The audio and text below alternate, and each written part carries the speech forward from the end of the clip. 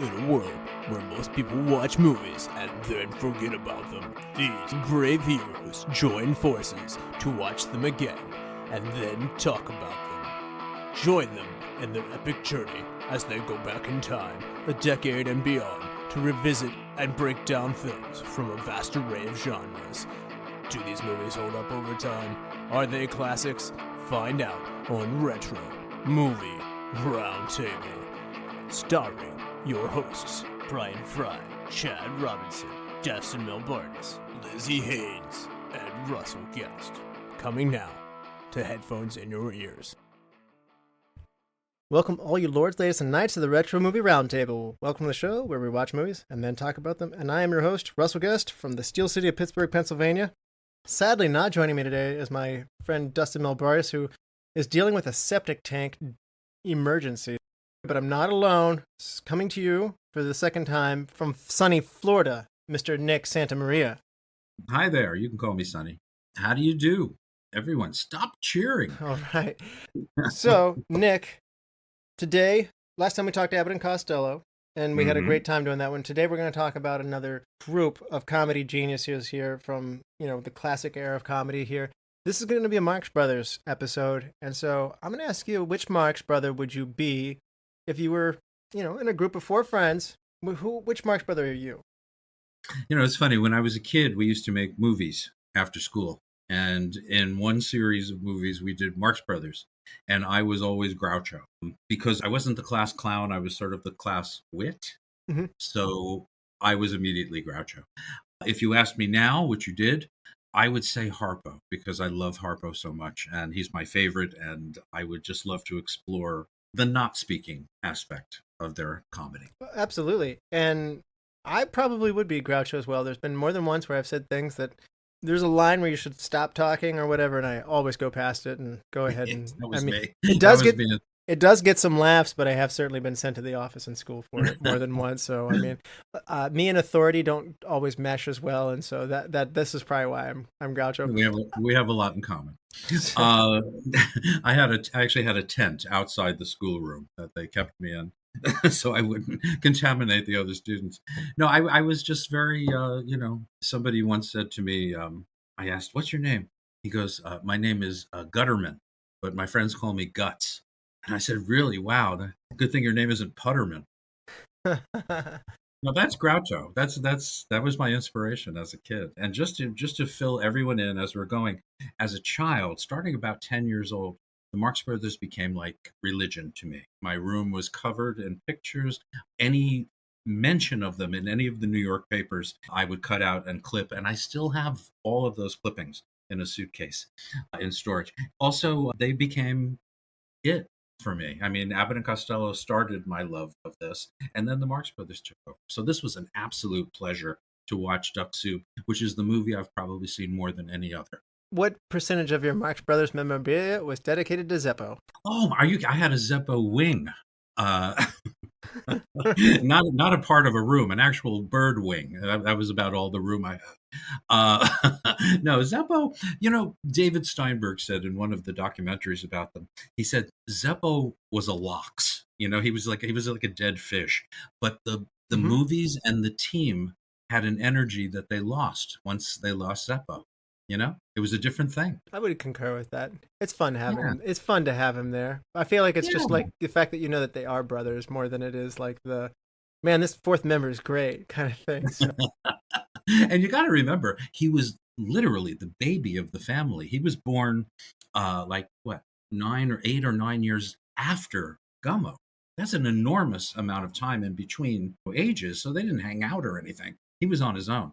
Zeppo was also salaried. He was the only brother who was salaried. The other guys split, whatever there was, and they paid him like $500 a week. Isn't that something? I didn't know that last part. To some degree, when you're the drummer and you could be replaced by the group, and it's a little bit. Pete Best? Yeah, it's a little bit like that. He's the Ringo of the group, so. Yeah, he became much more successful once he left. Right after this movie. What is the last movie you saw? It does not have to be in theaters, and it does not have to be Marx Brothers. Okay. Literally, the last movie I saw was Hold That Ghost with Abbott and Costello. I do my own podcast. It's called Abbott and Costello Meet the Podcast. And we just recorded episode 5 on Hold That Ghost today. Oh, that's Just cool. recorded. I didn't know about that. So this is new from last time you were on then. So you're doing your own show. Absolutely. So do you do it every week, every month? Every month. Every month. I figured with the amount of homework that you put into your efforts, that's got to be a content-filled show. It really is. All Abbott and Costello. And you have written a book Mhm. with co-written with Matthew Coniam, who, he came on for our Dracula episode as well. But obviously, That was for a those great episode. for those who didn't hear the Abbott and Costello Meet Frankenstein episode, first of all, it's a great movie. You should definitely watch it. And second of all, Nick was on that, and he did a great job there. So Thank you. Thank you very much. It's one of my all-time favorites, right up there with Casablanca and King Kong and all the great classics. Matthew Coniam, interestingly enough, I reread a chapter. He wrote a book called The Annotated Marx Brothers before writing the annotated Abbott and Costello with me. And I read his chapter last night about duck soup, and it's not pretty. He's not a really? big fan. He's not a big fan. I know from him talking about the possibility of doing a Marx Brothers show with us, I knew he wasn't going to do duck soup by how he talked about it. So I remember that. But I'm glad he's not here tonight, so that's okay. You hear that, Matthew? No, and we can discuss the reasons as we go on, and they're valid reasons, but I just don't have to agree with them much. He didn't like Abbott and Costello Meet Frankenstein either. The last movie that I watched was Toy Story 4, which I had not seen before. And it's a fun movie. I have to say, though, the first 3 are magical in a way that it was amazing to even get to 3 movies and keep hitting home runs.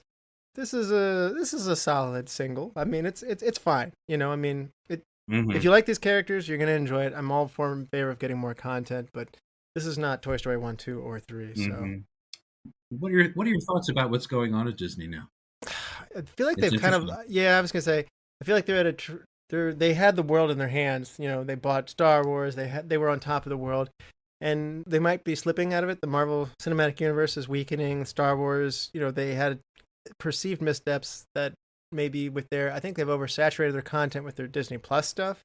So meaning like you have to watch this TV show to understand what's going on with these superheroes. So they probably hit their public saturation point. Maybe the hardcore comic fans are still happy, and then I don't know that the Pixar movies, and I'm concluding Toy Story 4 with this. This is what I'm talking about. Like, I'm not sure the last time, like things like Frozen and stuff like that are kind of getting back there at this point. So like they're real home runs from like the animated studio. They're putting out content.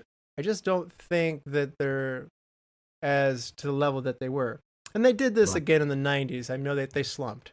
They hit a slump, and Pixar's what brought them out of it. Right. And so They saved it. they did. They had an amazing run in the early to mid 90s though. And so They did, no doubt. I feel like Disney's doing that again. Like, we're on a downturn. They're like Apple. They own the world. And they will find something, or they will buy something to put them on top again. So they're like the spoiled rich kid down the street. I was going to say, somebody's going to probably lose their job once or twice, but somebody else is going to come in and fix the ship, as they always do. And you know what I mean?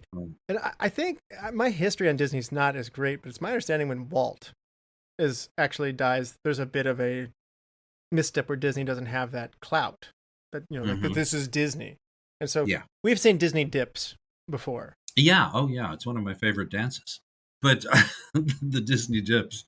But anyway, I was thinking, they're also a little crazy about the woke stuff, and it's driving a lot of people away. That's fair. Yeah. Anyway, so Duck Soup is a movie that I enjoy. I watched that last night also. There's nothing woke about that movie, so. No, nothing. Oh boy, there's a few moments that make people bristle. Yeah, I was gonna say that we may make some apologies on their behalf or something today. We'll give the Disney Plus warning of like, I don't apologize. If this movie were made today, some of these things might not be done in exactly the same way. So, you know what I say? I say grow testicles and realize that this is history and it really happened and we can't help it. Okay. This is what it is. It is what it is. That's Nick's disclaimer then. It's a little more hard hitting. Time to grow up, kids. Yes. All right. Well, today's movie, Nick, is, as you mentioned, Duck Soup. This movie comes out in 1933. It stars Groucho Marx, Harpo Marx, Chico Marx, Zeppo Marx, the fabulous Margaret Dumont, who's kind of the pseudo Marx brother female supporting character of choice for these guys, Louis Calhern, Raquel Torres and Edgar Kennedy. I don't have exact clear budget numbers in placing on the box office this year. I have written as 6 on the box office. Yeah, so I don't have everything on here. I have read more than once that this is a perceived flop, if you will. This one disappointed in the box office. When you're number 6, I guess it's 1933 and there aren't as many movies. It was number 6 at Paramount that year. 6 at Paramount. Thank you for clarifying. Paramount. It was their 6th most successful film. It made less money than the previous film, Horse Feathers, but it made money. Right. In fact, it made over 100,000 profit, which was a lot of money back then, especially to a studio that was bankrupt. That's what I think of, and I've had this conversation with some of my co-hosts before. When you say flop, I think of something like Alfie with Jude Law, where you literally lost money. Like, exactly. You went $- on this one. Rental sales and TV, hard DVD sales did not make it up. You lost money. That's what I think of as being a true flop. And so this is funny. Like, this is just not following up what was a huge movie before that. And I've seen this with Bond as well. Sometimes you have an amazing movie and then they say this one flopped or whatever. It's like every Bond movie is successful. They're all successful. And so I'll be an apologist when through tonight. I'm playing all my hand right away. I'm just saying I like this movie. Before I forget, can I tell you something? You're mentioning Bond, and I talked to you earlier about Bob Hope and Bing Crosby, the Road movies, that series. Yeah. The most successful film series until Bond. How about that? Wow. But I'm telling you, like, this is not a flop. This is just a change in direction. No. This is the end of the Paramount run, which we will talk about for sure. There's a lot going on in the background. There is. And it's interesting. Yeah. Oh, very interesting. It was not a happy shoot. It was not happy. And the number 1 movie I do have from the box office from 33 was King Kong that year, King Kong was, which yes. is definitely worth seeing even in today's times, I would say. Oh, it's one of the greatest movies ever made. So yeah, I would say. IMDb gives Duck Soup a 7.7, which seems way low. The critics of Rotten Tomatoes give it a 91%, and the audience score from Rotten Tomatoes. More like it. Yeah, audience score of 91% as well. So 91 and 91%. AFI said that this is the number 85 movies from top 100 movies in 98. And in 2000, they did the AFI Laughs countdown, number 5. So that's amazing. So top 5 comedy movie from the AFI. And when they updated the top 100 movies again, and they revisited it later, they upped it all the way up to 60. That's incredible. Yeah, 25 spots, all the way up to 60. Yeah. Anyway, as I mentioned, Nick, we're in the Depression here, which may also lead to some of the box office numbers I will also say, too. So we're here in 33. The Hays Code has not come in yet, which is good for the Marx Brothers. Very good. So I've set the stage here. Have you seen Duck Soup before? I'm detecting you have. Oh, Duck Soup. I grew up on Duck. I was weaned on it. Are you kidding? I had it on cassette. I taped it off the television on cassette tape and used to go to sleep listening to it. I know every line of dialogue, every piece of music, and I know it's 68 minutes. I know every credit. Let's go. Giddy up. As you have watched this movie, as you've aged and gone through different eras, do you feel like this is a movie that's holding up for you, and is it changing how you watch the movie as time goes by? That's a great question, and it included a great song title as time goes by. Mm-hmm. But anyway, yes, I will say yes. I saw this movie in a theater at the Billy Wilder in Los Angeles, packed house, and I noticed one thing, one major change, and it disturbed me a little bit. I grew up with those Groucho jokes. I could spiel them off, blah, blah, blah, blah, we're going to tear you down to put an office building where you're standing, you can leave in a taxi, you can't get a taxi, you can leave it off, all that stuff. And the audience, I don't know whether they were just used to the jokes. A few young people told me that they seemed like dad jokes. But my point was, nothing Harpo did was any less. He got the biggest laughs, and he made the best impression.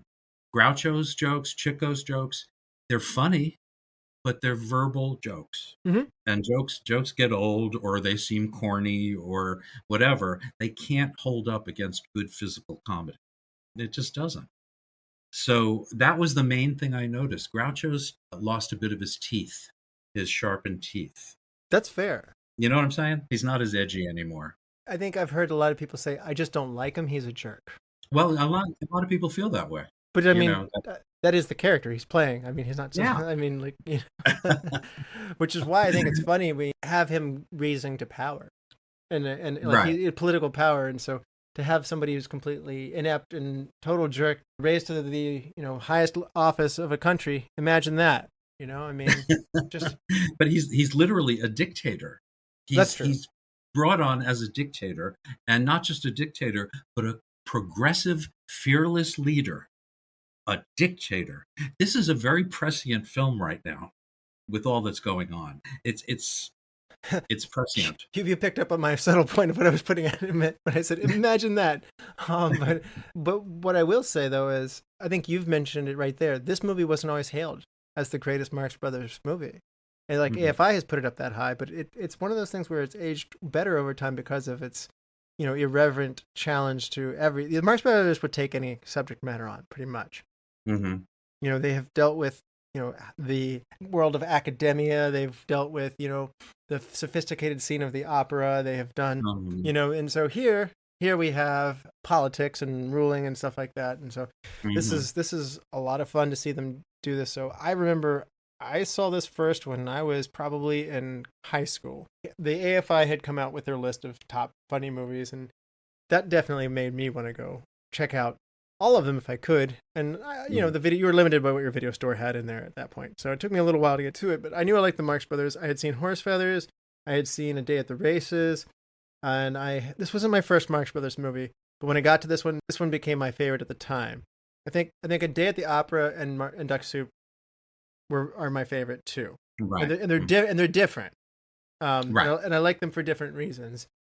I think as I've studied this one closer, this is probably my favorite now. But I mean, I haven't taken the deep dive on Night at the Opera in the same way I've done this. So, right. This is really great. We covered Animal Crackers on the show earlier, and I definitely am starting to see enough Marx Brothers that I'm starting to see the progression of how they evolve, and that's a lot of fun too, as a fan. Oh, sure is. So yeah. Anytime, I think that these older movies, when they would crank out a movie like every year as a duo, and I noticed Bud Abbott and Lou Costello did the same thing when we covered them. They would do 4 in a year. The pace, and I know they have writers that help them, but still the pace to get it done, to direct it. I feel like they're just on this breakneck pace, and I don't know how you don't burn out and remain so funny. But they did. I mean, I think that they're later on. They say that there's diminished returns for them, but I mean that's true of any act probably as they age. Yeah. Comedians have a short shelf life, a creatively short shelf life. That's hard to say with a mouthful of crackers.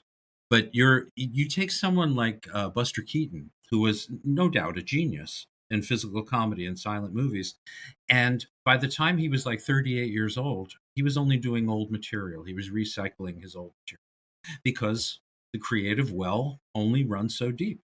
Not that it was bad what he was doing, but he wasn't as creative as he once was. And that happens with every comedian. I'll go down the list, every single. Yeah. So, but there's a lot of stuff in this about this movie that I find interesting. Paramount and the Marx Brothers did not get along. Paramount not only was going through a possible bankruptcy at the time, but the Marx Brothers had not been paid almost $250,000 from Monkey Business 2 movies back. So they walked out and they formed their own company, Marx Brothers Incorporated, a film company. They were thinking about doing the Gershwin show of the I Sing. It's a Pulitzer Prize winning musical comedy.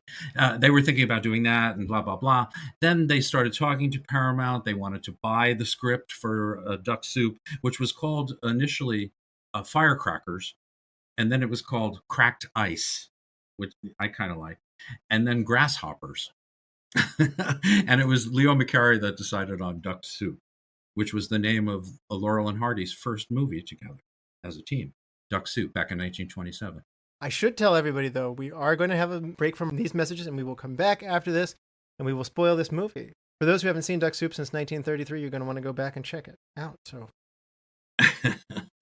is anyone out there from 1933? That's what I want to know. And why are you so depressed? Welcome to the All 80s Movies Podcast. I'm Bill. And I'm Jason. And this is the podcast where we talk about the blockbusters, the flops, and everything in between from one of the freshest decades for movies, the 1980s. So whether you're a brain, a jock, a valley girl, or a Jedi, we've got some 80s classics for you. Do these movies stand the test of time? Are we discovering something new? Is there an 80s movie we're finally watching for the first time? Join us each week as we dive into the cinematic nostalgia that inspired and influenced a generation. From the hits to the cult classics, we'll discuss our earliest memories, favorite scenes, fun facts, and our not-so-favorite movie moments, too. It's the All 80s Movies Podcast, now available on all major streaming platforms. Please subscribe and happy listening. All right, we are back, and this is your final warning. There will be spoilers that lie ahead. Now, Dustin had written the plot summary, but Nick, you know this movie so well. Do you want to help spoil this movie and give people a refresher for what happens in Duck Soup? I would love that. Okay, Duck Soup. 68 minutes of pure joy. All right. The country of Fredonia is having trouble. They have financial troubles, and they are going down the toilet. So the richest lady in the land, Vera Teasdale, no, her name's not Vera, Mrs. Teasdale, who's played by the great Margaret Dumont, is willing to give $20 million to the government, which was a lot of money back then, if they will hire Groucho, who is Rufus T. Firefly, as dictator, because he is a fearless progressive. So he has no credentials. He has nothing, actually. So he is hired to do this. There is a separate faction, another country called Sylvania, and the ambassador Trentino is trying to take over Fredonia. He has two spies working for him, Ciccolini and Pinky. That's Chico and Harpo. Zeppo, by the way, is Groucho's secretary, and once again, he introduces Groucho, then disappears for lengths of time. So anyway, it's just zany. Groucho is trying to run the country. Harpo and Chico are trying to undermine Groucho. Harpo is Groucho's chauffeur and always drives away without him. There is a dancer we never see dance. And eventually it all leads to war with Sylvania. And it's the craziest war you will ever see in your life. When they need recruits, Harpo puts a help wanted sign on the door. He walks out with a sandwich sign advertising, join the army and see the Navy. It's that kind of a movie. It's just absolutely crazy. And Sylvania eventually, this is the spoiler alert, eventually wins the war by capturing Trentino's head inside through a door, and they start throwing oranges at him until Margaret Dumont starts singing the national anthem, and then they turn and throw them at her. And that's the end. A little convoluted, but it got there. Yeah, I mean, these Marx Brothers movies sometimes end. It's almost like when the Who smashed their instruments. It's just Right. And we don't ask for it to mean a lot by the time it gets to that point, and that's something you're going to see. The structure of it breaks down. Like society. So yeah, this also, Duck Soup happens to have my favorite Marx Brothers scene of all time. And it's Harpo and Chico checking in with Trentino. Oh, I thought it was going to be the mirror scene, is what I thought. I thought you were going to go with that. It's Harpo and Chico with the record and shooting the record. It is good. Oh my God. To me, it explains the Marx Brothers. Irreverent. They didn't care about anything or anybody. And that was the Paramount Marx Brothers before they went to MGM and they were tamed, not only by MGM, but by the code, the production code. Well, for sure, that does change things as well. And for those who aren't aware of this, we've talked about it already. The Hays Code, or the code comes in, they greatly reduce what you can do and say on screen. So things were actually more naughty or more offensive to be able to what you can get away with on film before the Hays Code came in, actually. So we always think of things as just being very conservative this time. No, adults were adults. They laughed at things that were off color and stuff like that too. What you were allowed to do in movies was more extreme. There was nudity. There was swearing, nudity. It was completely different. It was for adults. And we're at the end of that. So, I mean, and it looms for a long time because I'm not sure when the Hays Code goes away. Am I wrong? This is going to last all the way into the 60s. Right? 1968, I believe. Yeah. Was the last year. Yeah. And by then it was a little depleted, but that's when it went away. And that was a long time. That's 35 years, basically. Yes. Right. Right. Prohibition goes away sooner than that, in terms of telling to people loosen up. So yeah, TV had an even stricter code as well. So when you watch all these old westerns, everything's whitewashed down. There's just one bad guy, and there's no moral ambiguity. It's just clear bad guys and good guys. Now, sometimes we can enjoy these things for what they are, and that's fine. You had to work within that, and great art happens in light of the constraints. I do like it when you have the freedom to do what you want to do, and this is still in that free period. So I think that represents something that's going to be special in that regard too. And also, we're not in the silent movie era where you're inversely constrained by what you can do. Chaplin was in a silent movie era. And so he's very funny for what he has to do, but he has to deal with different constraints. So this is a little window of time where we have sound, but we don't have such stringent rules. And so it lasted 4 years. That's not, thank you, Nick. Like, that's what I was trying to say. It's special from that alone, even before we dive into why it's just funny anyway, because it is just demonstrably funny, I think. It's crazy. It's just crazy. And speaking of crazy, this is another point that I wanted to make about this film. And I'm not sure everybody thinks of it in these terms. From like 1931 to 1933, that's 2 years, there was a vogue for what I call political satire films.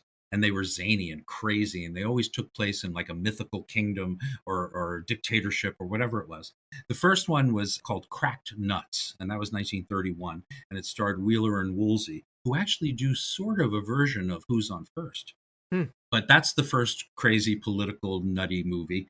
The second one is a movie called $1 Million Legs, which starred W.C. Fields as the dictator of Klopstokia, another mythical kingdom.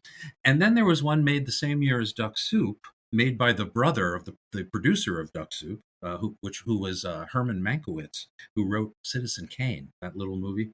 But Joseph Mankiewicz wrote a movie called Diplomaniacs for Wheeler and Woolsey again, and they play two barbers who are hired to go and represent Native Americans at the Geneva Peace Conference. And it's crazy, zany, political nuts. So Duck Soup is kind of along those lines. There was a great vogue for that kind of film at the time, although I think Duck Soup got in a little late. They might have been tired of it a little. That's a really interesting point, and I want to ask, why do you feel like Duck Soup has aged so well or continued to be celebrated by the AFI and from, Library of Congress, etc.? And why is it getting credit even though it is perhaps at the end of this run of movies that you're describing that are political satire movies? Right. And Chaplin's Great Dictator was another one of those that comes to mind as well. That one, there was no bones about that one. They weren't playing around. There was no innuendo. It was, poking Hitler in the eyes. That's later, though. Yeah. Oh, yeah, definitely. But humor's the best. But the Marx Brothers were brilliant. And that's why this movie survives over the others. W.C. Fields was part of an ensemble group, because I think W.C. Fields is a greater comic artist. I just think he's a great comic artist. But he was part of an ensemble. And Wheeler and Woolsey just weren't up to the Marx Brothers level. They were kind of cornball and fun, but no great shakes. They had some of the same writers as the Marx Brothers, but it seems like the writers saved their good stuff for the Marx Brothers and their somewhat mediocre stuff for Wheeler and Woolsey. But that's why Duck Soup is the best. Duck Soup, they were writing for the best comedy group going. There was no question. Great stuff lives. Great art lives on. So I'm detecting you're saying it's the performers are better here, and therefore the writers wanted to give their best songs, if you will, or they're going to get the best songs. They're going to get the best everything. It's just like writing for Elvis. It's like writing for Elvis. If Elvis wants it, he's going to get it. That one, right. No, I've heard "Do the Clown," a song he sang in I forget the movie, but they're all the same movie. I'm not that big into his movies actually, but I mean, you know what? I want to meet somebody who is. Not even Elvis. They're female and they like to look at Elvis. That's right. I guess that's it. By the way, do you know what the first movie Elvis ever saw? I don't. I have no idea. Abbott and Costello Meet Frankenstein. Oh, and it remained one of his favorite movies. So I'm okay with Elvis. Yeah. So the Marx Brothers were just exemplary at what they did. Everyone knew it. The writers, wanted to do their best for them. Whenever you work for someone who's better than you are, like playing tennis with someone who's better than you are, you have to step up or you lose, So the writers really tried to do their best. Now, Chico and Groucho, in between Horse Feathers and the troubles they're having with Duck Soup, they're doing a radio show now. And it's called Flywheel, Shyster, and Flywheel. And it's written by two of the writers of Duck Soup, Arthur Sheikman and Nat Perrin, who ended up being Groucho's executor of his estate when Groucho was infirm. But anyway, the two of them wrote the radio show, and a lot of the lines show up in Duck Soup afterwards. Yeah, they didn't throw anything away. So yeah, they were two of the writers. But the main writers, the most important people, are Bert Kalmar and Harry Ruby. They wrote the music, the songs in this movie, which I love, and most of the script as well. So there's two factions in Marx Brothers fans. In fact, I did one of the Marx Brothers Council podcasts about this. There's the Georges Kaufman, Maury Riskind faction, and they did the Broadway shows, the Coconuts and the Animal Crackers, and eventually A Night at the Opera. No small doings there. And then there's the faction of Bert Kalmar and Harry Ruby, who wrote Horse Feathers and Duck Soup, which I think are two of the funniest movies they ever made, as well as being more cinematic, I will say. But Bert Kalmar and Harry Ruby wrote on this. And again, they wrote for Wheeler and Woolsey, they wrote for Eddie Cantor, they wrote for other people, and nothing was as good as what they wrote for the Marx Brothers. And that makes sense to me. Yeah, and Duck Soup, going back to the title, you mentioned this was considered for other things. Duck Soup is a slang at the time which means easy to do. That's right. It's kind of funny. I don't know if it was just a desire to get animal crackers, horse feathers, duck soup, just animals in the title. I don't know if was that all this is. They did. So we have animals in each of the titles, and I don't know that any of the animal crackers didn't really explain what was going on in that movie any better than this does either with Duck Soup. I don't know why these titles don't say something more, but they seem to people see Marx Brothers and it seems to be they just want to go to the movies. Yeah, it's the Marx Brothers. They're the product, I would like to ask you, Nick, what do you feel like the political significance here is? I've seen Groucho downplay it and say that the political significance of this was just four Jewish guys trying to get a laugh. And clearly this movie has been held up higher. So Benito Mussolini apparently didn't like this film and banned it in Italy, which made the Marx Brothers very happy that that was the case. So yeah, a fascist didn't like it. Do you feel like there's anything specifically pointed out in this movie, or is it just this is what the Marx Brothers do? They'll use it for comedy, and we don't necessarily have a target. Yeah, that's an interesting question. So many people call this an anti-war film. In fact, when I was growing up, when the Marx Brothers had the big resurgence in the late 60s, early 70s, the hippies all took to it, and to them, all the college students, because they called it an anti-war film. It's not. It's not. It's a spoof on fascist dictatorships. It's a spoof on politics, basically. Hitler was just coming in at that year, 1933. We had Mussolini in Italy, who was, doing horrible things to Ethiopia. And, it was just not a great time politically. And I think this movie reflected that. The movie's crazy. It's nuts. They go back and forth. They start wars. They stop them. At the drop of a hat. It's just reflecting what was going on at the time. So you feel like this is satire then? Oh, political satire. I do. I honestly do. We mentioned Groucho. This was you mentioned this that he annoys people and some people don't like him because he's a jerk. Blah blah blah. That's Groucho. Groucho is not there to be lovable. He's not there to be Charlie Chaplin. Pathos. He's there to attack mostly. And that doesn't sit right with everybody. To me, if he didn't do it, that wouldn't sit right. It's like watching the Three Stooges and they weren't hitting each other. You know what I'm saying? Mm-hmm. Yeah. Irreverent. He was walking irreverence. And just stay out of his way or you're going to get cigar ash on your shoulders. I don't think you always have this clear villain role of like that's an antagonist. And so in this case, at least in this time, Groucho kind of fills that a lot of the time. Well, Groucho, he's okay. Like, is the Sylvanian king really like he's being made fun of too? But I mean, Groucho kind of is the bad guy. He takes over this country and runs it into the ground, as he said. He's like, wait till you see what happens when I get a hold of it. And that's what I love about him is that he just he sings a song, a complete song about how he's going to ruin the country, accept graft, and just be the most dishonest person in the world. And he's singing a song about it, and they're all cheering him. What does that remind you of? Have you seen a Trump rally? I was gonna say, I don't know how political I want to get on my own show, but yes. Well, you don't have to get political to see this. You're right. I mean, history repeats itself, is it definitely? It sure does, yes. like a sour burp. But yeah, he's running around. He's advertising his ineptitude, And that's what we love about Groucho. When he's Captain Spaulding coming from Africa, you believe he just came from Africa? No, he didn't. He hired these 4 black guys to carry him in, and he pretends he's from So it's like how Trump does pander to the evangelical, conservative, southeast part of the country. He does. Yes. And yet he doesn't live a lifestyle that is in any way, shape, or form indicates of that. I mean, there's even a clip of him saying, like, all the good books are the Bible, Matthew, Mark, they're all wonderful. And like, it's just like, wow, you've maybe stepped foot into a church twice in your life. Or I guess he's been married more than twice. But I mean, aside from those marriages, stuff like that. And yet people do seem to rally around him. So I do see some similarity with that of like Groucho saying, I'm not going to follow my own rules. Yeah, and I'm telling you flat out. I'm telling you flat out that I am going to try to bamboozle you and make as much money off you as I can. And they're cheering him. One of the interviews I saw on YouTube this morning, and the person actually said, if he murdered someone, I would still vote for him. I mean, he did say, I could shoot somebody on Fifth Avenue and still be elected president, which is probably sad. Hello, Groucho. Hello, Duck Soup. So, but I think it's interesting. So you don't feel like they're taking necessarily shots at any specific ruler, but just the concept of the political atmosphere of the day. That was what I'm starting to gather. Yes, which was pandemonium. I would say that is consistent with their media comments necessarily, which is again different than like The Great Dictator by Charlie Chaplin. It's like, I'm coming for like, this is 100% directed at Hitler.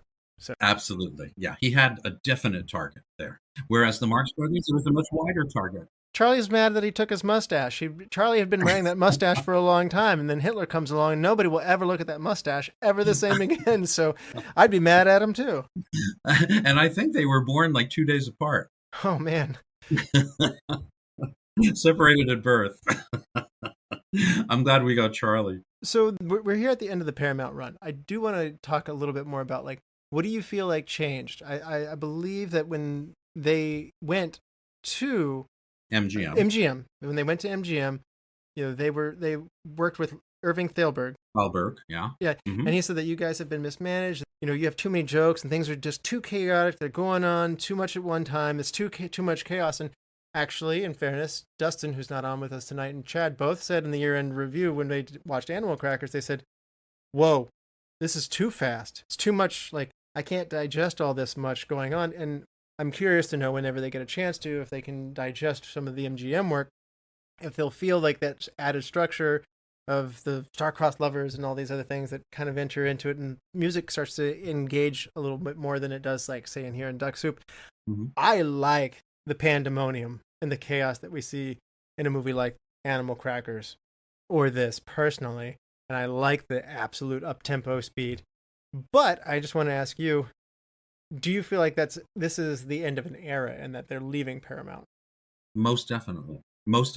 And there's 2 things to discuss here. One is they are leaving Paramount during pre-code times, mm-hmm. and Paramount's made some pretty naughty movies during those 4 years, Marx Brothers included. Some Marx Brothers movies were re-released later on when the code was in play, and they actually re-edited the movies. And we recently got the one complete print of Animal Crackers from the British Film Institute, and it put in like 7 minutes that were missing because of the code. But anyway, going back to what you were saying or asking, a few things. Zeppo's leaving, so it's a trio now.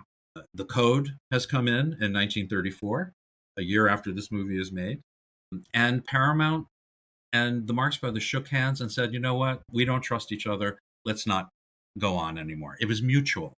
Paramount did not fire them. They did not, it wasn't anything like that. They decided, as a business move, we'll do better on our own. And the Marx Brothers weren't making the money that Paramount had hoped they were bringing in, like with Coconuts, which was probably their most successful financially. But then Chico was playing cards with Irving Thalberg, and Irving Thalberg was the biggest producer in Hollywood. And he decided to take on the Marx Brothers as a personal, almost I'm going to save them. And he told them that, just like you said, the Paramount movies were too fast. There was no structure to them. He basically said, you made 5 pieces of crap. They were offended at first, but they were also very flattered that they were at the biggest studio in Hollywood with the biggest producer of all. what they lost can be boiled down to Chico. Chico stopped kind of being funny after. He's still funny in A Night at the Opera. He's somewhat funny in A Day at the Races. He kind of loses it along the way. He starts saying things like, "Hey, Rusty, we got to help with the kids. We got to help the young lovers." Where in the old days, they would have poured syrup on them and, thrown ants at them. It's just not the Marx Brothers that we were led to believe they were in the 5 Paramount films they made before they went to MGM. So MGM basically gave them structure, took away a lot of their gravitas. They just weren't as, how can I put it? They weren't as dangerous. Mm-hmm. They were there to help the young lovers, which goes against the grain of every real comedy fan. And, it became kind of more mild. Let's put it that way. It became more mild. I think that's fair. I think we were talking a little bit before the show, so I want to ask you, as you mentioned, this is Zeppo's last one, and he has always been a punching bag. And I have done this myself of saying, like, I called him the Ringo Starr of the group for sure. I mean, Zeppo is not as funny as his brothers. That's a fact. But I do like him being there. Somehow I feel like it's pleasant. Maybe it's just the heretic fact that they are all brothers and that they're part of the family. Yeah, it is a family ensemble. It's not quite like the Ramones where they just slap on the name Ramone and then they are inherently, the Ramones after that. They are actually all Marx Brothers. I find that that's fun. I don't know that I necessarily miss him per se, and I don't know if it's just them going to MGM per se, but this is the end of the Zeppo era. And again, he doesn't generate hardly any laughs for me on his own. I'm laughing at what Groucho's saying to him, or vice versa. And I don't know that he's necessarily even the best straight man in the world. So he's not. And so I just want to say, what do we lose with Zeppo? Or is it just we just lose another Marx brother and we like him by proxy of we like Harpo, Chico, and Groucho, so therefore we like him too. Yeah, he's part of the family, There's an energy that the 4 of them have that the 3 of them didn't. And I'm not sure if it was just because things changed so much in the structure of their films, but there's something about Zeppo being there that I liked. He was, he would do scenes with Groucho. He would play straight to Groucho, and Groucho was very comfortable playing with him, and that's a pleasure for us. He didn't have much to do with Harpo and Chico for the most part. But in, like, say, Monkey Business, he was almost an equal partner. I mean, well, maybe not, but you know what I'm saying. He came as close as he could. And then he plays Groucho's son in Horse Feathers. He gets a great song to sing. He plays football. He's there. He's working, But he wasn't, I'm not going to say he was necessary, but it was comfortable having him there. Let's put it that way. And he was on salary, so I don't blame him for being upset.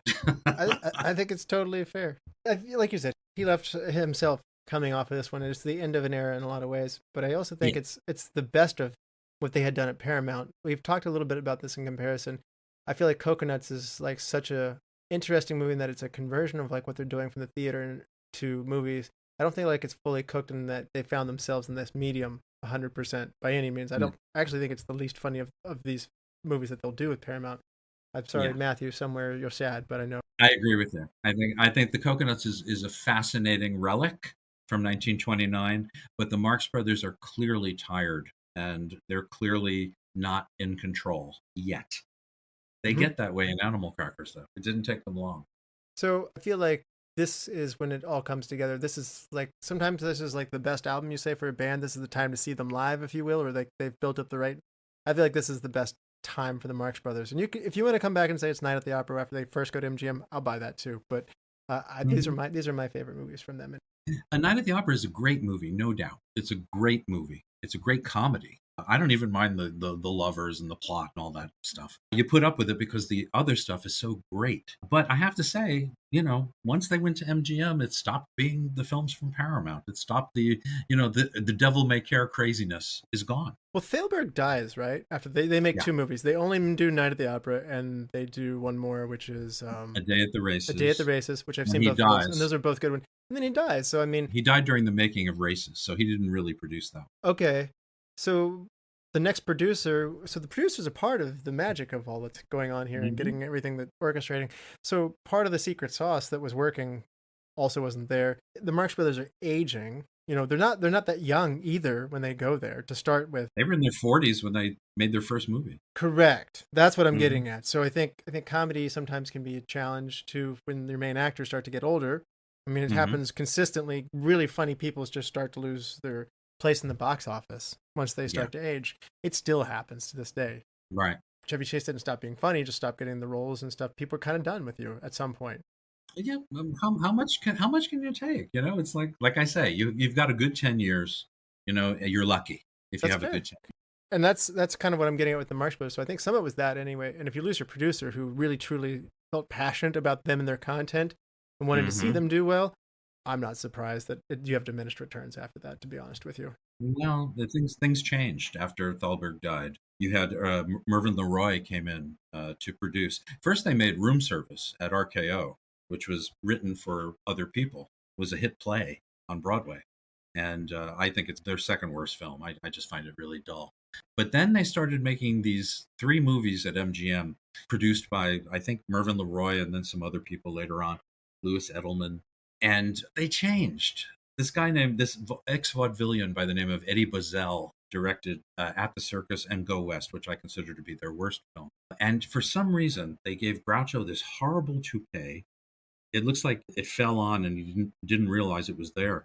And he's directed for some reason to play at top energy, at top decibels. He becomes this, it's annoying. It's just annoying.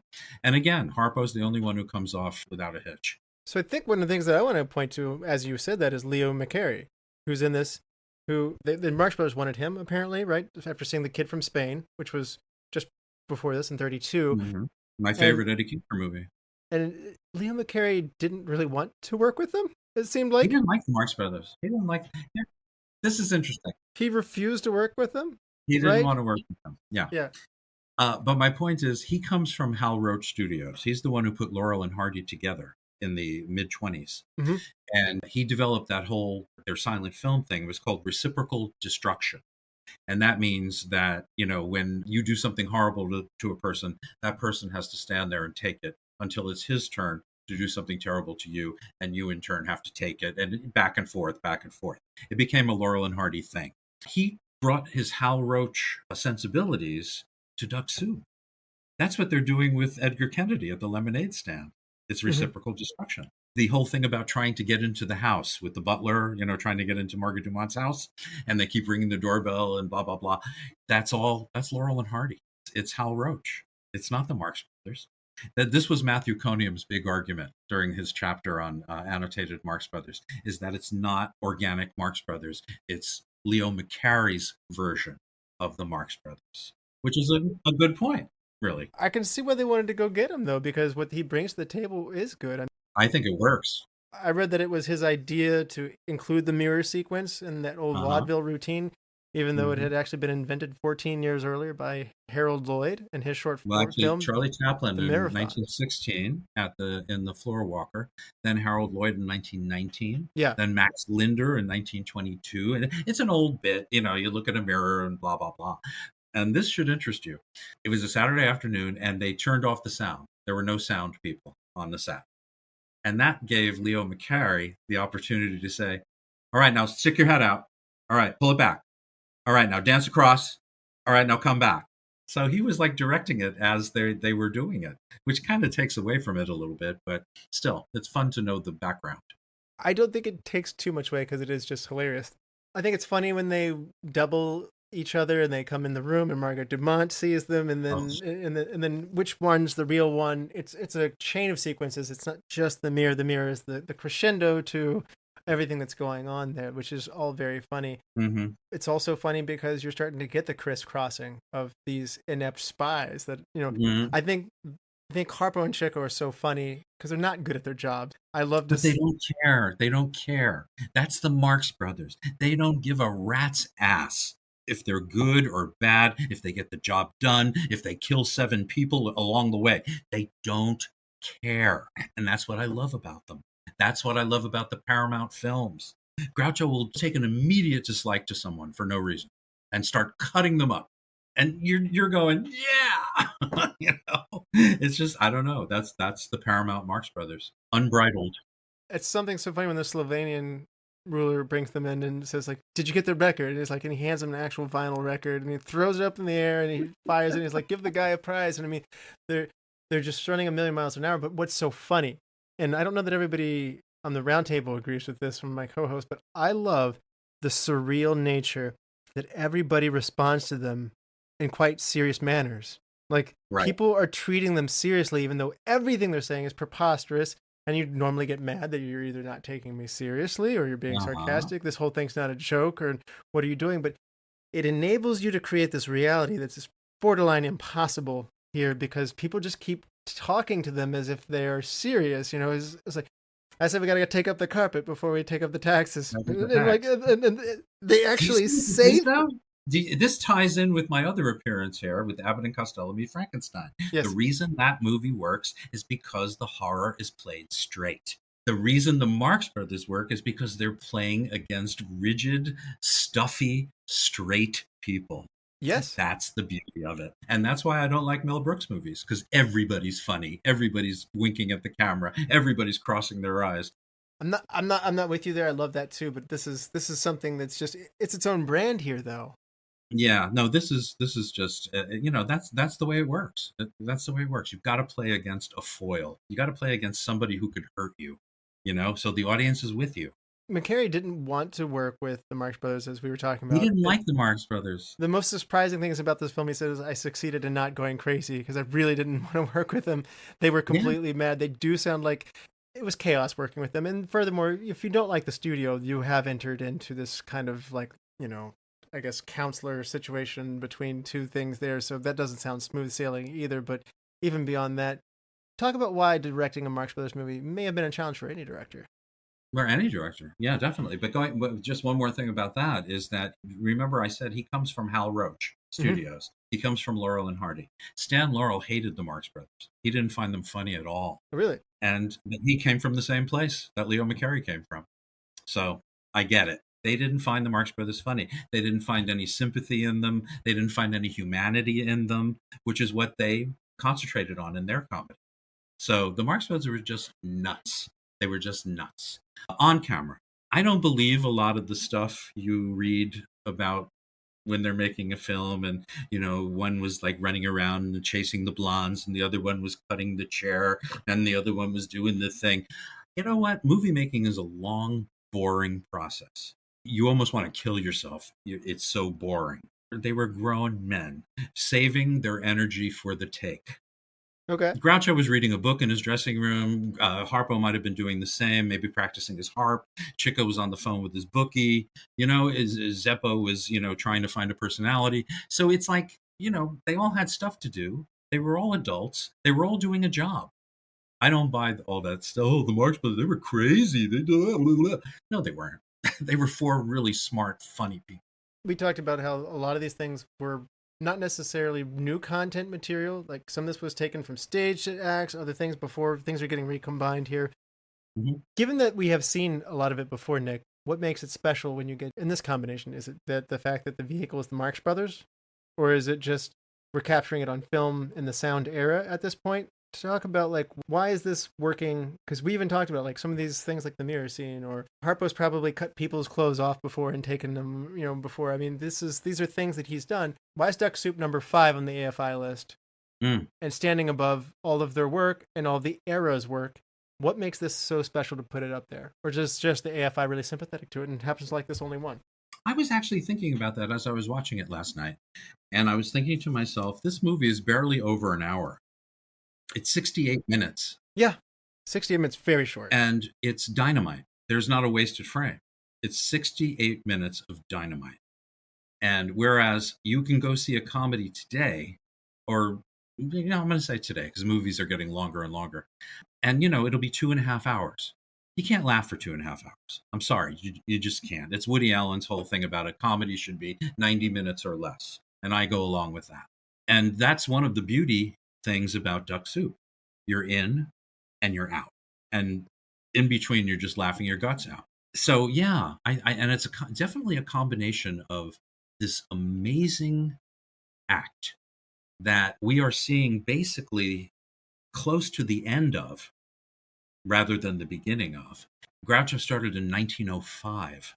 This is 1933. Mm-hmm. They were on stage for over 20 years before even stepping onto a film set.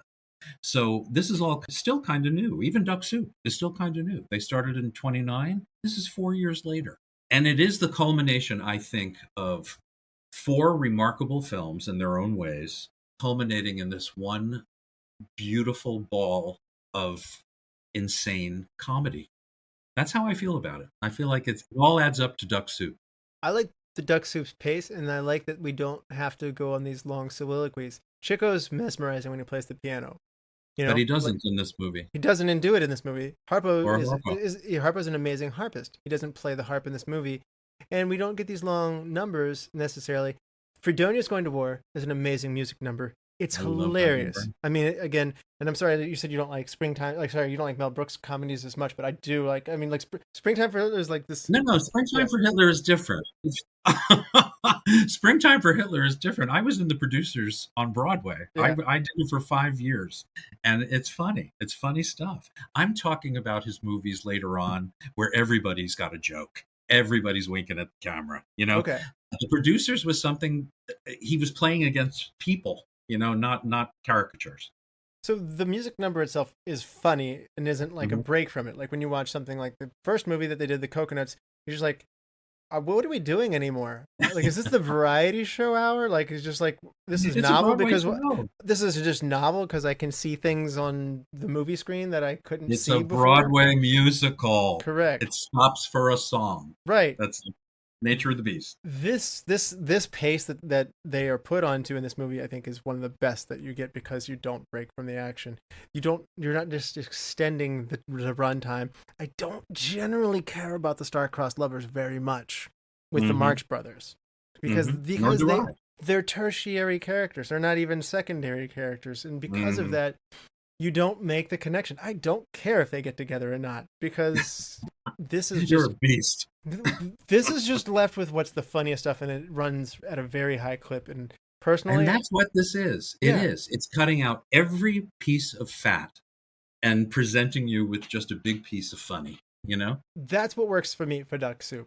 And I know it's low structure. I know it breaks down in the end, and I know that it's. I think they get the title of Anarchic comedy slapped on them. Perhaps rightly so. I think they're probably the poster child for it. That's what my class is called. It's called Controlled Anarchy, the Art of the Marx Brothers. I start on Wednesday. So yeah, their comedy does tend to just be a series of vignettes. And they're loosely tied together with a character or a set of circumstances, but they're all very funny. And that's very, very important. So you can make connections, and there's a lot of movies where you create characters and you feel for them. There's this dramatic comedy thing that really, really works for me. And there's other times where you do this other, physical comedy necessarily, but the Marx Brothers are bringing in the verbal, the physical stuff, and Chico's playing like an idiot, like a lovable idiot, and it's all happening so simultaneously.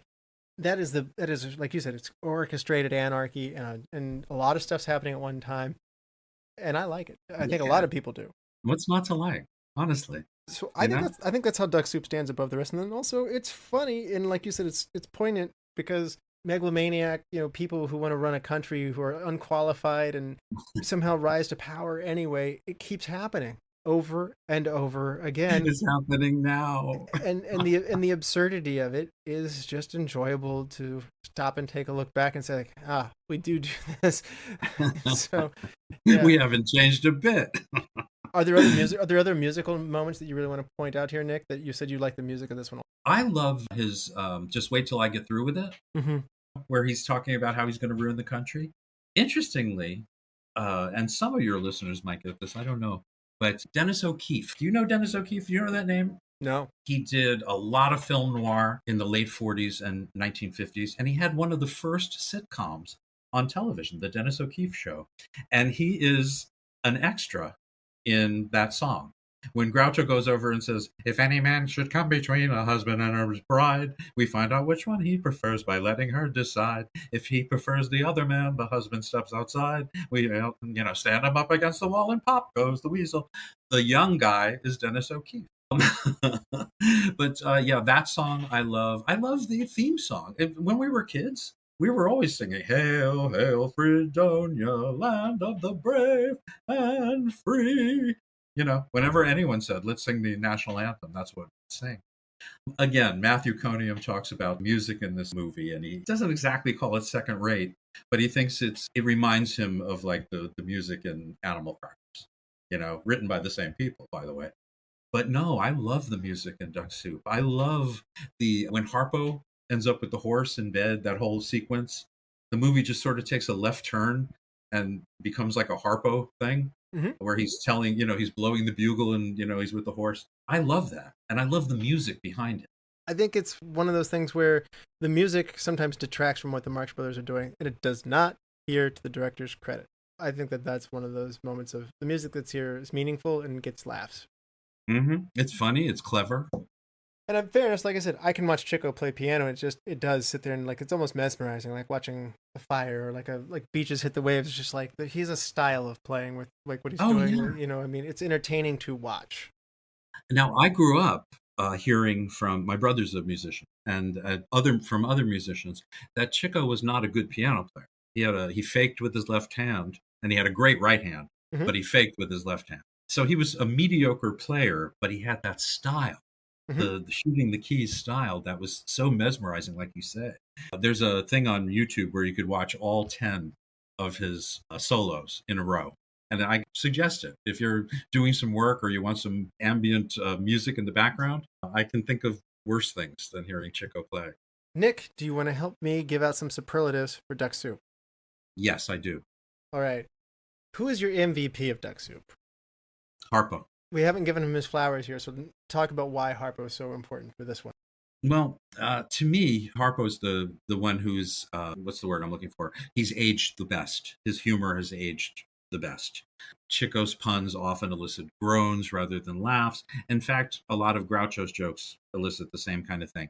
Harpo is just fresh as a daisy, as absurd as he wants to be, and I just love him. I could watch him forever. So MVP, Harpo Marx. He has a quality of, even though he's a total mischief maker, he's still likable.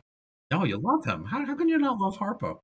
I do know of one person who actually brought up that he was offended at Harpo chasing the blondes, in the movies.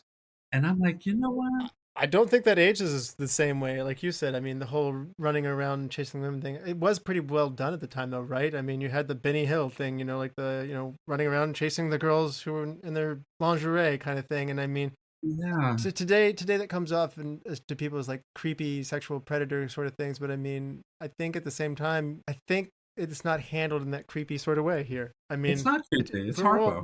We're all laughing. It's not like he's coming in and abusing anybody necessarily. And you wonder what he would do if he caught him. I think he'd play like jacks with them. He'd play checkers. Well, she goes along with it, and he ends up coming out of the bathtub and running out of a bubble bath, like while her husband sits in the bath. Funny. I mean, that was so funny. The fight that he gets into with the merchant, like the popcorn guy and who's the same guy, lemonade guy. Yeah, that's Edgar Kennedy. He was quite the comedian. Edgar Kennedy had his own series of shorts at RKO for like 25 years. Well, he was good too, and you'll hear more from me on that one. Okay. I'm going to go with Leo McCarey for my MVP. I'm finding out that the Marx Brothers are always funny, but who they have around them to write and direct alters the product. And I like the product here an awful lot. So this may not be the most Marx Brothery performance by the Marx Brothers, but I like this performance a whole lot. Pace is managed brilliantly, as I mentioned before. And I've got to give a lot of that credit to the director, especially considering he didn't want to be there. He didn't want to be there. Which that's a recipe for a disaster. It could be, unless you're a complete professional like Leo McCarey. Who's your best supporting on this one? Louis Calhern. Louis Calhern as Trentino. He's worth his weight in gold. He plays kind of the same role for Wheeler and Woolsey in Diplomaniacs the same year.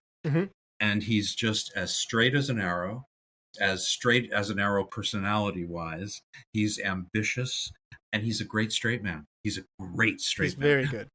Watch him during that scene that I love so much in his office. He is brilliant. So, yeah, Louis Calhern, no doubt. Well, I'm going to go with Margaret Dumont here. How cliche. She does this wealthy aristocrat kind of thing so As well. chairman of the reception committee, I welcome you with open arms. Is that so? How late do you stay open? I sponsored your appointment because I feel you're the most able statesman in all Fredonia. Well, that covers a lot of ground. Say, you cover a lot of ground yourself. You better beat it. I hear they're going to tear you down and put up an office building where you're standing. You can leave in a taxi. If you can't get a taxi, you can leave in a huff. If that's too soon, you can leave in a minute and a huff. You know you haven't stopped talking since I came here. You must have been vaccinated with a phonograph needle. I love it, Nick. Thank you. You're welcome. These are the repeating what Groucho does is so hard to do, but because you're so immersed in it, it makes it great to be able to relive those moments. I mean, she plays off these things so well. A lot of the funniest moments in this movie, she's present for, and there's a reason they go back to her again and again and again. Oh, she's yeah. clearly a very funny lady, even though she also is a straight man acting with them. But you know, she's more. She gets more credit for me than Zeppo does for being the Marx brother. Like, No doubt. She's. I like Margaret better than I like Zeppo. So. No doubt. No, I'm with you 100%. And she was, Groucho always used to say that she didn't understand the jokes. No, sorry. She was born in Brooklyn. She was in choruses. She was on stage before Groucho was. She knew humor. She knew it. I don't buy that. Like you said, I think it's definitely a key part of it. You can call her the Marx sister if you want to. Yeah, definitely. Real name, Daisy Juliet Baker. Did not know that. Mm-hmm. Daisy. Born in Brooklyn, New York. Hidden gem. Now, this can be something or somebody that goes underappreciated or, you know, is hidden in here in this. What's your hidden gem in this movie? Hidden gem. All right, I'll have to be a male here, and I don't know if this is appropriate or not, but Raquel Torres as Vera Markel, the dancer. Mm-hmm. She didn't have to open her mouth once for me to just be totally captivated. That one dress she wears when she's the guest at Margaret Dumont's house, it's like a shiny, I guess you would call it lame or something like that. I don't know. I'm not big on dresses, unless it's Tuesday night. But she was so gorgeous and had such a figure on her. I have to say that when I look at her, I go, Honk, honk, honk. Yeah, I would chase Raquel. Okay, yeah, I think that'll come up. There's a best wardrobe category, so that could always be a without candidate as well. There, so my hidden gem's got to be Edgar Kennedy. You already pointed him out. He plays off of Harpo so brilliantly as this angry merchant who's going back and forth, and they're dueling each other. Harpo jumping in his lemonade stand, smashing them with his feet. You know, the hat swap that they did, and then putting it on a yo-yo, like treating it like a string. And I mean, the amount of stuff that Harpo is doing is so quick. The honking of the horns, the gooking down his pants and stuff like that. I mean, yeah. He's roughs him up so well.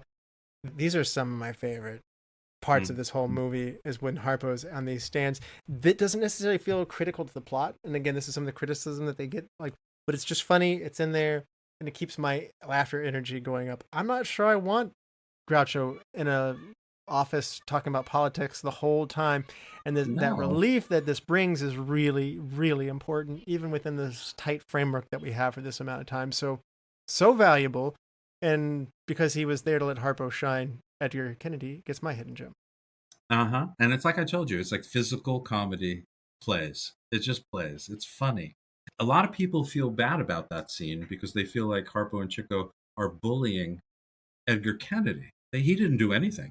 Think about it. No, he didn't. But I mean, like, that's like you just said, they're bad at their jobs with what they do. Like, you know, that's just that's what it is. They cause mischiefs and they screw up things constantly. And when they don't screw something up, it's like they're bored. And they got to screw up trouble. So they got to screw something around just to keep life interesting for them, because they're not just going to stand there and sell popcorn. But I think that is the proof that the physical comedy just holds up so much better than a lot of the verbal comedy. Although some of the best jokes they ever told are in this movie. Dollars, taxes. You know that when Chico's on trial. Ciccolini here may look like an idiot and talk like an idiot, but don't let that fool you. He really is an idiot. Oh God, send him back to his family and brothers who are waiting for him with open arms in the state penitentiary. I mean, it's just great stuff. It's just bam, bam, bam, bam. Even Chico's puns. It's like, that kind of testimony we'll have to eliminate. Right, I'll have some. You'll have what? A nice cold glass of lemonade. I mean, Groan-inducing, definitely, but so funny in the context of the film. Now, what is your best shot of the movie, Nick? And I thought about this last night when I was watching it. During the Fredonia's going to war number, the very last shot where everybody's gathered around the flag and the chair, that one shot is so beautifully composed and so exciting. That's my favorite shot in the movie. It's mine as well. You have the four Marx Brothers there, shoulder to shoulder too, and they're singing together, which is not that common actually. They never did. They never, unless they were like goofing around, like in Animal Crackers when they sing "My Old Kentucky Home." If you wanted to say encapsulate one image of Marx Brothers, because they're all four there, and it is such a grand built-up moment, that's my number one image of Marx Brothers. Period. Yeah, it's a great shot. It really is a great shot. It's a great number. Yeah. Recast, if you had to recast somebody and put somebody else in their place, Nick, who would it be?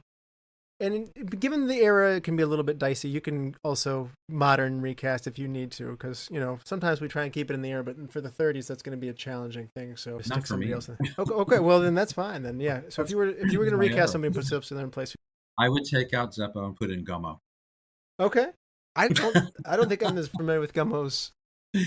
Gummo never made a movie. Yeah. Okay. So just sight unseen then. That's fine. You know something? I would be a hero to every Marx Brother fan in the country, in the world, if I made that switch and people got to see what Gummo could do. Because we don't know. He was only in vaudeville. Yeah, exactly. I have no Gummo experience to go along with that, but I'm sight unseen. I'll take it for sure. That would be interesting. Yeah. I think it would be fun to have John Mulaney be with the Marx Brothers and Zeppo's place. You don't think he would be in the way? No, I think that he has the ability to have this sarcastic kind of ability to play off. I actually think that he would take those insults from Groucho and react to them in a way that's like should I be offended by that kind of thing? And I think the reaction actually could even give you more dividends from some of that stuff that's going on that he's working with. I just think John's a very funny guy. Period. Oh, he is a funny guy, no doubt. And Zeppo's like you're like playing with a piece of wood. Part of that just might be like John has this delivery that is very, very classic comedy kind of thing. He talks in a way that seems like he's out of an old stage or old movie sort of way, and he's crafted himself where nobody really quite talks like John does on stage anymore. Yeah. So maybe that's part of what's making me send him back to that era. It could be that he's reminiscent of that era. It could be. So best scene, if you had to pick a best scene, I think you mentioned this before. Oh, I did. There's no question. It's Ciccolini and Pinky checking in with Trentino. The absolute funniest, craziest. It's just beautiful. It's beautiful. I love the randomness of Harpo taking paste out of his pocket and just like gluing the newspaper to his butt. Where did he cut it from? He cuts the tailcoats off of the guy and the end of his cigar. and all the whole meanwhile, he's cajoling them for not doing a good job. He's just like, "You gentlemen, I'm very disappointed in you." It's so funny. And he pulls out the blowtorch to light a cigar. That is so funny. And Chico, his report about, following Firefly and going to the baseball game and this and that. I mean, it's just great stuff. It's what the Marx Brothers do best. And I'm only sorry Groucho's not in the scene, because it is my favorite Marx Brothers scene. It's okay. It's fair. Chico and Harpo are really funny, so that's allowed. God, it's hilarious. Oh God! But Groucho is really at his best in this film. He's just. I can't believe the Marx Brothers didn't want to make this movie any more than Leo McCarey wanted to make this movie. They were not happy. The Marx Brothers weren't happy. You would never know it watching the movie. They were such pros. You would never know. If you've done theater work, there's got to be days where you're not feeling good and you still have to summon the energy, and that may have put them in the frame of mind to be, again, so well rehearsed. They know each other. They know how to do this together. Yeah. Oh yeah. They're not happy, but they're still doing a great job out there. No, yeah, and they're still making a lot of money, So it's like you better do a good job. That is true. They just didn't know where they were going next. I mean, Harpo was going to Russia right after this in 1934. He was the first American artist to go over to Moscow and work. I mentioned it. My best scene has got to be the mirror scene where we see them together. You have the Groucho painted on mustache is just so applied anyway, so that it can be reduplicated very easily and be very convincing, even from a viewer standpoint. At moments you might forget who you're watching in that moment and which one's which. And it is funny to watch them pop in and out of Margaret Dumont's room ahead of time and running down the hallways and just barely missing each other. That is so funny. And Chico doesn't even bother to change his voice. No. He's still got his Italian accent. And Harpo doesn't care at all. He's honking his horn. He's making faces. They don't give a crap about anything. And I wanted to bring up something meta in this scene. You mentioned it's so easy to apply the grease paint. Think about what you said. It's so easy to apply this grease paint and look like Groucho. That means that Groucho's character would get up every morning and apply grease paint to his eyebrows and his mustache. Yeah. Every morning. Because he actually has a mustache too. Well, not at this stage. Not at this stage? You know what Okay. I'm saying. Okay, Yeah. actually, I didn't catch that. I have noticed. Why would he do that? Why would he do that every morning? Instead of brushing his teeth, he would put on this mustache and eyebrows. It's just all part of it. It's all part of this I don't give a crap attitude. This is what I do, Right. But think about it. It's crazy. This brings us to the best wardrobe and makeup moment. Are you going to go one note on this one, Nick, or are you going to pick something else for your best wardrobe? Oh, boy. No, it's Raquel Torres in her, it must be gold. It has to be gold. Lame dress. It is just gorgeous. And by the way, they cut out a romantic dalliance between Zeppo and Raquel Torres in this movie. They even had a song that was cut and went to Wheeler and Woolsey for their next movie. It's called Just Keep On Doing What You're Doing, although you're driving me to ruin. It was going to be Zeppo and Raquel Torres. Well, she doesn't have a lot left in this movie other than to be eye candy necessarily, but that might have been fun to have that in there. I think there's time. Oh, sure. I'll be honest with you. I feel like this movie could easily use 15 more minutes, and I think what happens during war could be extended. It could have been. I think the battle scenes and also satiring like war movies, which perhaps become a bigger thing later, like in terms of a genre, but to go war movie with this also in the second half, I think there's a lot of fun battlefield scenes. I kind of want to see Harpo on a battlefield, like, handing somebody, getting confused with which grenade's which and stuff like that, and blowing off, I feel like when we see Groucho shooting his own people and stuff like that, and Zeppo's like, you're shooting your own people, and that's so funny. It's really Don't dark. tell anybody.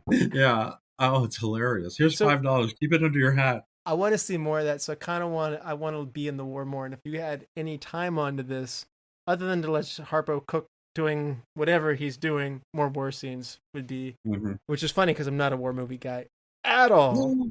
I know what you're saying, but that's a funny war sequence, and right. I think it's good the way it is. What I would add, I would take the time for Harpo to do a harp solo and Chico to do a piano solo. That's the only thing missing from this movie that I miss. Are those sequences? Okay. And you don't want to add a solo scene for Zeppo to do paddleball? Because it's as best he's got. Actually, Harpo probably does do a great paddleball. He probably does. He does everything else. No, poor Zeppo. Poor Zeppo. It's okay. Zeppo left the act and became very, very rich. He became a very successful agent. It's because I don't feel too bad for him. A lot of people. And then he became a manufacturer that made a piece that went on bombs for World War II.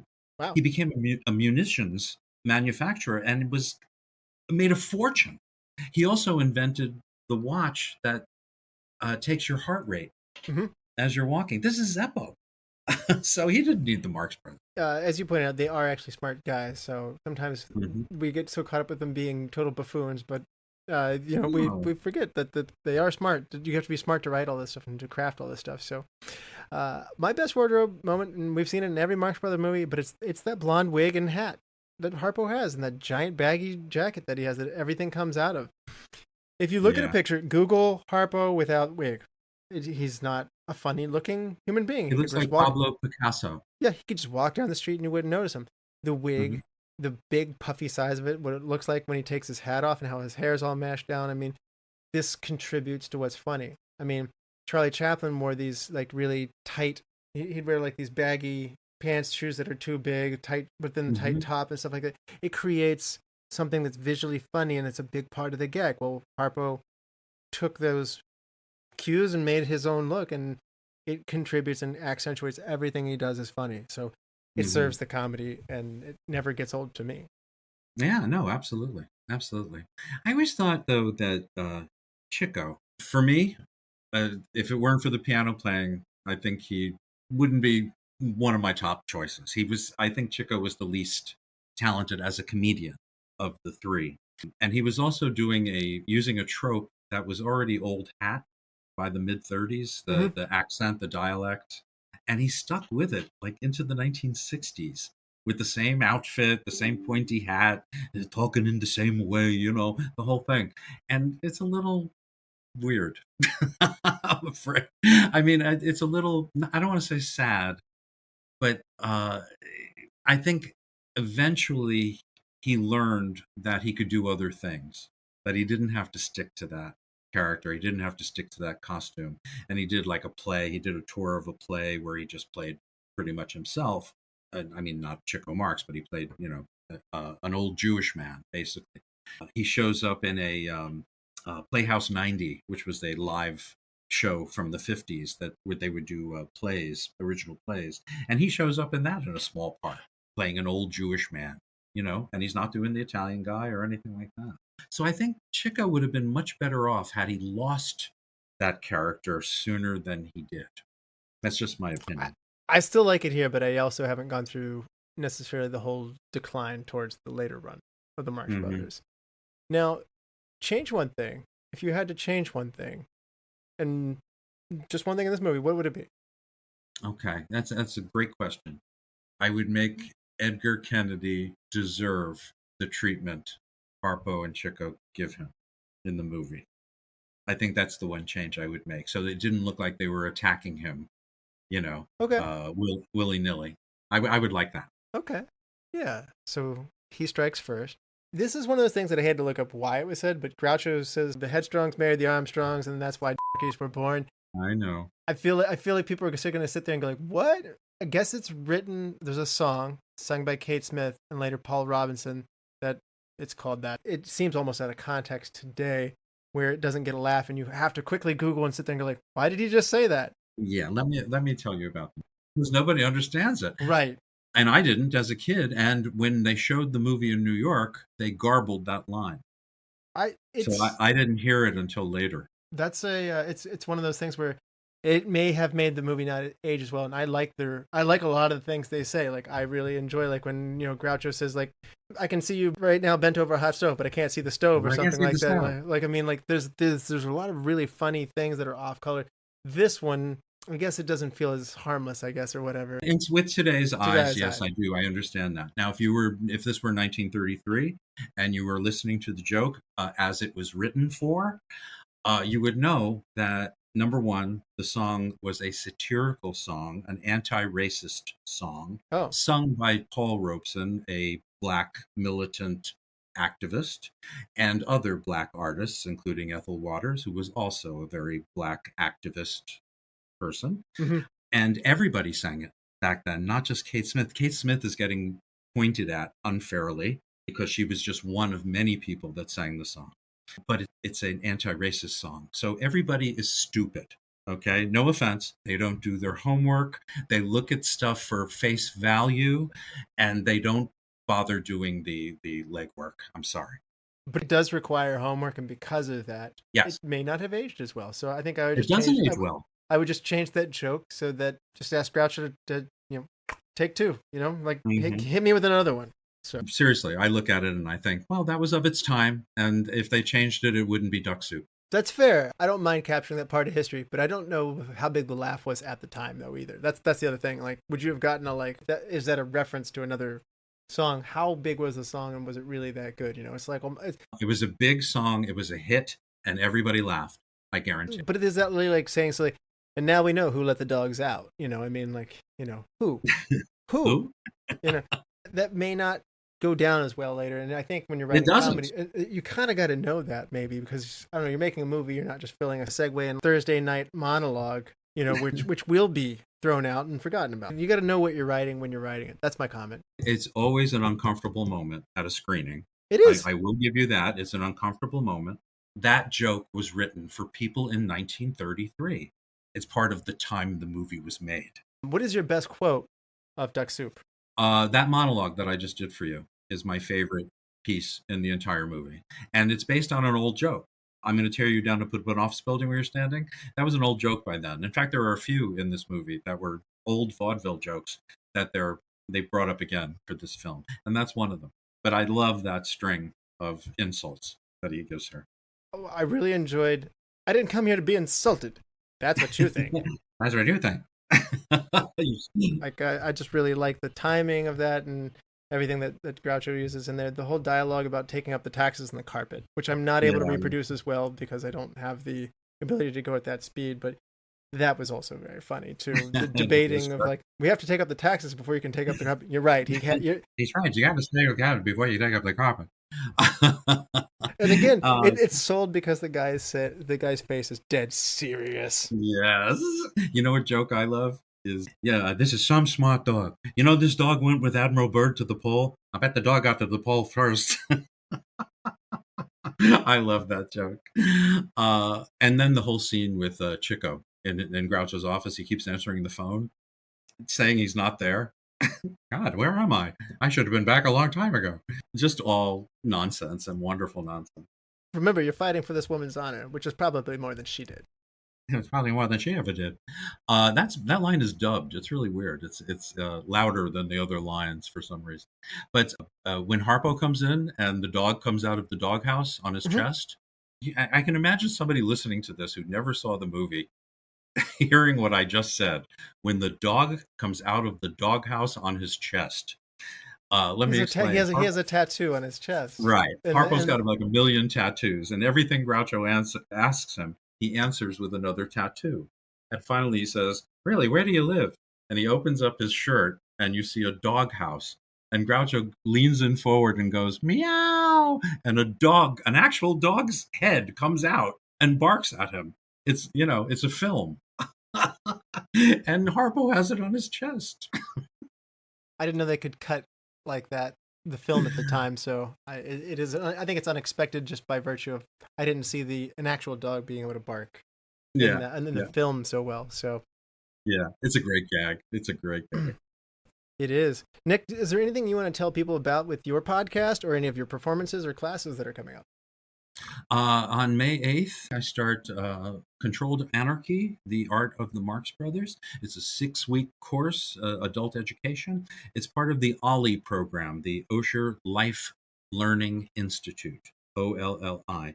If you're interested, it's part of Florida State University's program, and you could get the catalog online. It's OLLI. OLLI. The other thing is I have a podcast, a monthly podcast. It's usually aired around the first week of each month. It's called Abbott and Costello Meet the Podcast. And we're going through each movie, a deep dive into each film, and it's a lot of fun. There's a lot of crazy stuff that happens. And then there's my book. It's called The Annotated Abbott and Costello. I wrote with Matthew Coniam. And I'm just going to say, if you want to learn anything about me or you want to see any products or film clips, I was the genie at Disney I was the original for Aladdin, a musical spectacular, which was a big deal at the time. But anyway, you can see all kinds of film clips and stuff on my website. It's www.nicksantamaria.com. And that's it. Nick, one of our busiest and most talented people we've had on the show. So, oh, thank you, bud. That's really nice of you. Thank you.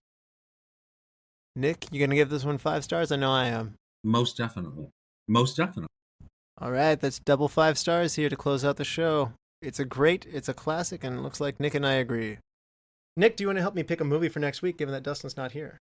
I would love to. I'd love to fill in for Dustin. I don't smell like he does probably now. He's in a septic tank. But yes, I would love to. We had a lot of fun today, and we take our funny business very seriously. But here at the Roundtable, we tackle big emotions too. And here are the 3 emotional dramas pertaining to the various perspectives of World War II and the Holocaust. So option number 1, Sophie's Choice from 1982.